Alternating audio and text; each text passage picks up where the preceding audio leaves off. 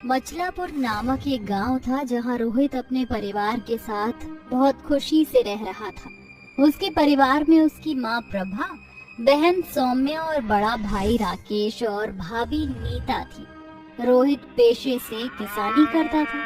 वह कम पढ़ा लिखा भी था, पर उसका भाई राकेश, उसने शहर जाकर पढ़ाई की थी। इसी बात का उसे घमंड था। वह घमंड उसकी पत्नी में भी था। रोहित अपने खेत में हल चलाकर तपती गर्मी में घर आया ही था कि रोटी बनाते हुए भाभी से कहता है, भाभी मैं घर आ गया। आज बहुत गर्मी थी, थोड़ा सा पानी दे दीजिए। और खाने में क्या बनाया है? देवर जी, मैं आपकी नौकरानी नहीं हूँ, तो पानी आप खुद पी लीजिए। और खाना मैंने आपके लिए बनाया नहीं है, मैंने सिर्फ राकेश जी और माँ जी का ही खाना बनाया है।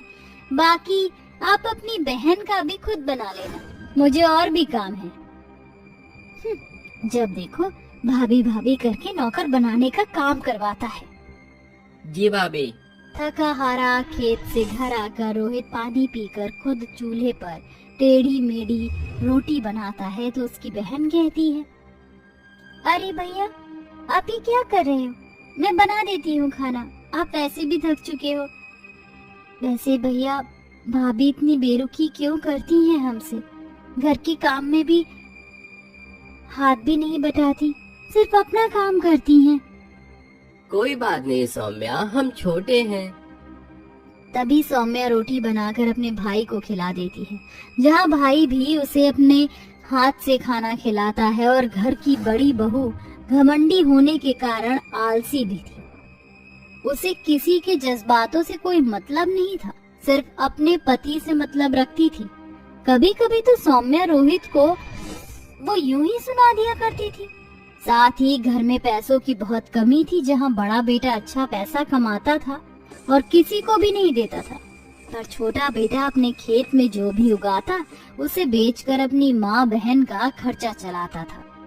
पर एक दिन उसके खेत की सब्जी के पेड़ पौधे सब खराब हो गए, यहाँ तक कि पसंदीदा बैगन भी।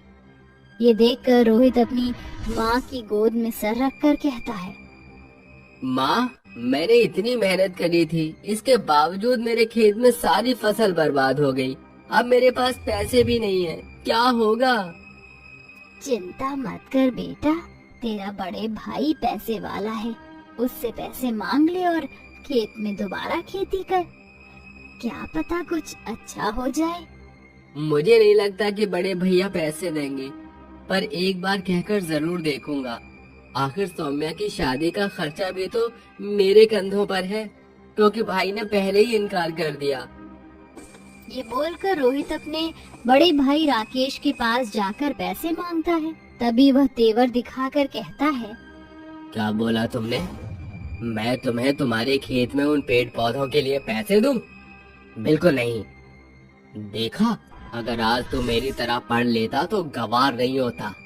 खैर, मैं किसी को एक फूटी कौड़ी नहीं दूंगा, और मैं यहाँ रहूंगा भी नहीं अब तुम जैसे गंवार लोगों के साथ। मैं और मेरी पत्नी शहर में रहकर शहर के तौर तरीके से जिएंगे। भैया, आप जा रहे हैं? आप जानते हैं माँ की तबीयत बिगड़ी हुई है, फिर भी। मुझे कुछ नहीं पता, सब तुम ही करो, मैं तो चला।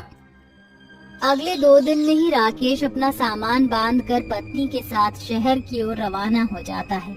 वहीं दूसरी ओर घर के खर्चे, माँ की दवाई, बहन की शादी को लेकर रोहित के मन में बहुत कुछ चल रहा था, क्योंकि कमाई का जरिया ठप हो गया था। वह दूसरी जगह काम भी करता है तो लोगों से काफी कुछ उल्टा सीधा सुनने को मिलता है। अपनी माँ बहन के पेट को पालने के लिए वह लोगों की सुनता है, फिर एक बार काम से निकाल दिया जाता है। ऐसे में परेशान होकर वह अपने उजड़े हुए खेत में जाता है, जहाँ उसके सारे पेड़ पौधे तहस नहस हो रखे थे। हे भगवान, आपने मेरे साथ ऐसा क्यों किया? इतने परिश्रम के बाद भी मुझे सफलता नहीं मिली, न मेरी नौकरी रही। अब मैं अपने परिवार का ख्याल कैसे रखूंगा? उसके रोते हुए आंसू जमीन पर पड़ रहे थे। तभी जमीन से 2 जड़ निकलती हैं। एक बड़े से पेड़ का रूप ले लेती हैं, जो कि बैंगन का पेड़ होता है। दूसरी जड़ रोहित के पैर को पकड़ लेती है। तभी रोहित का ध्यान जाता है। ये क्या, मेरे पैर में ये जड़ कैसे बन गई? अरे अरे अरे, इसकी जड़ तो कहीं जा रही है, जरा देखता हूँ मैं। अपने पैरों में से वो जैसे जैसे जड़ निकालता है और धीरे धीरे उस जड़ की पहुंच तक पहुंचता है, तो सामने देखता है कि उसके खेत में एक बड़े से बैंगन का पेड़ है, जिसे देखकर वो कहता है, अरे मेरे खेत में सब कुछ उजड़ गया था, ये इतना बड़ा पेड़ कैसे आया? और इस पर तो बहुत सारे बैंगन भी हैं।